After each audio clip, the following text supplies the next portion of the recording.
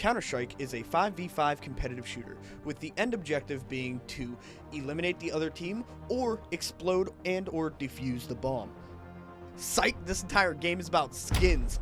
Hello, my name is Wibbs and welcome to my TED Talk. Today I will be giving a complete comprehensive breakdown of Counter-Strike skins. If you are new to skins and looking to understand this complex hobby, or a veteran looking to test your knowledge, this will benefit you. On August 14th, 2014, the Arms Deal update was rolled out. This was a historical day because I just turned 15. Besides that, Valve created something no one else could have dreamed of, a global economy that will be worth millions, if not billions, one day. This update added weapon skins via cases that dropped at the end of matches or while watching pro play, sometimes even dropping the skins themselves. At this point, skins were not new to FPS games. Titles like Call of Duty have had skins for a while. The big difference was that Steam had a built-in peer-to-peer market where you could sell skins or trade them to other players yourselves. All of that with a very complex system that made skins unique or at least more desirable. Now, from the very beginning, every skin comes with 4 different variables and a rarity. These 4 variables are finish style, finish catalog, pattern template, and wear rating. I will explain what all of these mean and do. Transitioning. Finish style is not determined at random. It's more of the category of the skin without affecting the rarity. There are 9 of these categories. I'm going to try to go through them as quickly as I can, but just note that this helps you understand why certain skins are pattern based and other ones aren't, why they wear differently, and why they all kind of just have a little bit of unique appeal to them. Solid color is very straightforward. The weapon is divided into predetermined sections, then colors are applied to those sections. This can also be one solid color. The best example for this would be the USPS Whiteout, or any variation of a candy apple skin. Anodized finishes take up 3 categories for finish style. They can be just a regular anodized, anodized multicolor, anodized airbrushed. Weapons like the MP7 Anodized Navy are a great example of base anodization.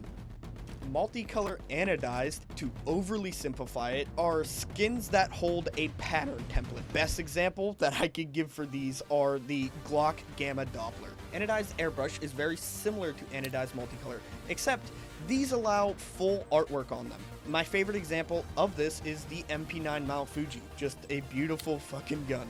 Custom paint jobs are when the artist uses some complete wizard magic and beautiful talent to create a bright and fully colored skin. They can also use normal mapping to create depth within the skin. A custom paint job I used for a long time was the M4A4 Tooth Fairy.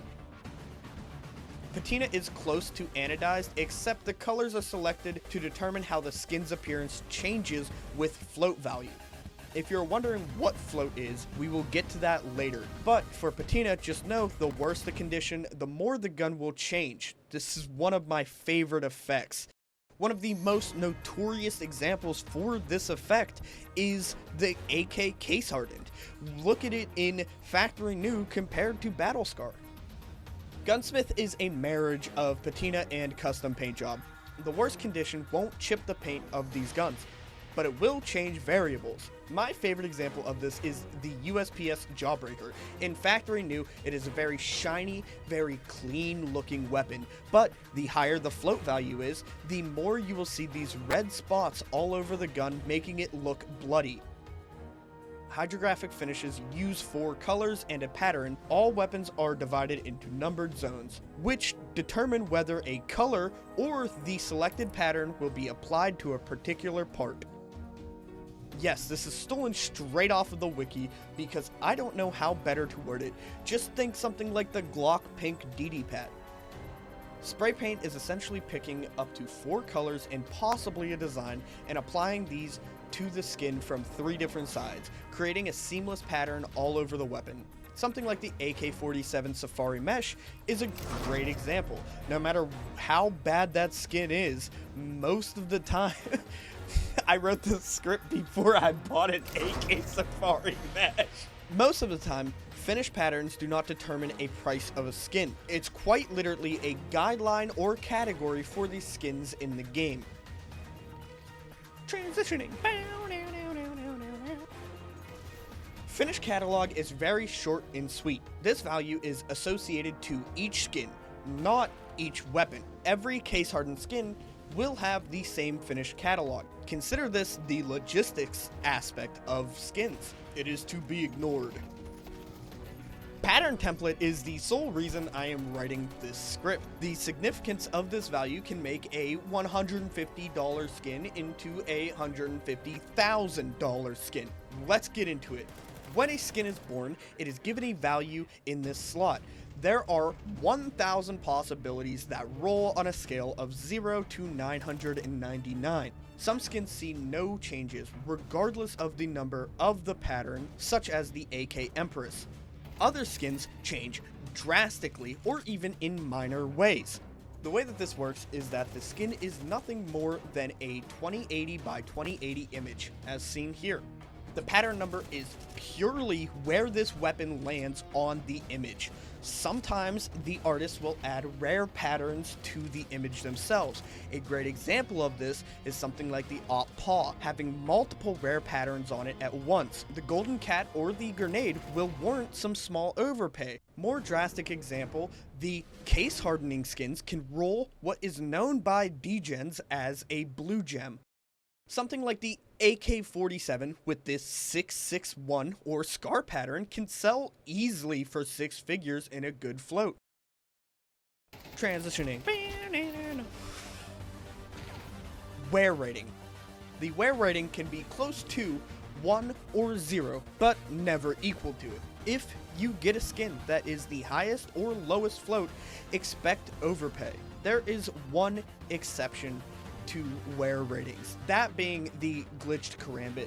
This item only exists because Valve once cared when people got scammed, and in typical Valve style, fucked it up and refunded somebody a knife that has no star and a 0 float. When it comes to the skin itself, wear rating really just determines whether your gun is factory new or battle scarred. If it is closer to 1, it is battle scarred, and if it's closest to 0, it is factory new. I'm not going to list off all of the variables, I'll just show them on screen right now. Please take notes. And this is why your Op Duality came out as field tested. Now, you might be asking yourself, Wibbs, why did you want to go on an entire tangent on just skins in Counter-Strike?